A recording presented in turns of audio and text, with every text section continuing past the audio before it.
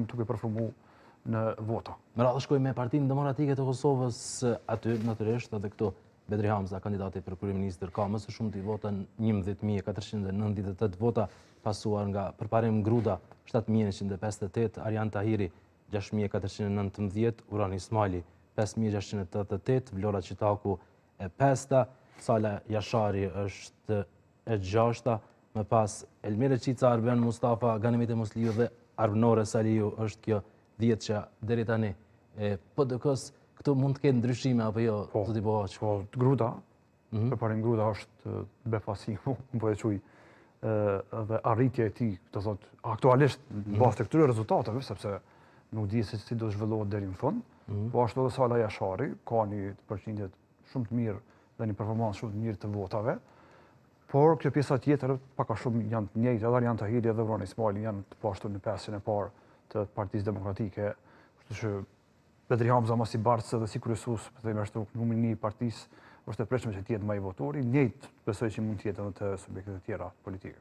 Do të shkojmë me Lidhjen Demokratike të Kosovës dhe me kandidatën për presidente që brinte listës, Vjosa Osmani Sadriu, 7.987 vota, ka përditësim të çdo 5 minutave dhe mund të ketë edhe ndryshim të votave.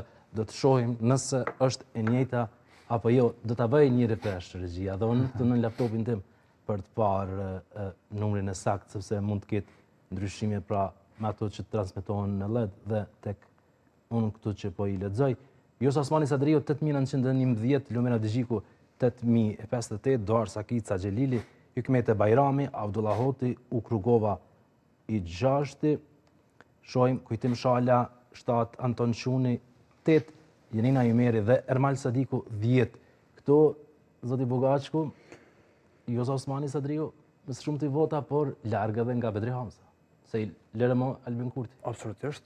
Megjithatë e pritshme, sepse kur je numër 1 në listë të kandidatëve, ki shumë përparësi, edhe gjatë votimit është ma lehtë edhe me të votuar edhe qytetarë, po në shka po du me diskutu është të lista e LDK-s, aktualisht po shoh 3 gra, që janë pothuajse të rënditura tërë të parat.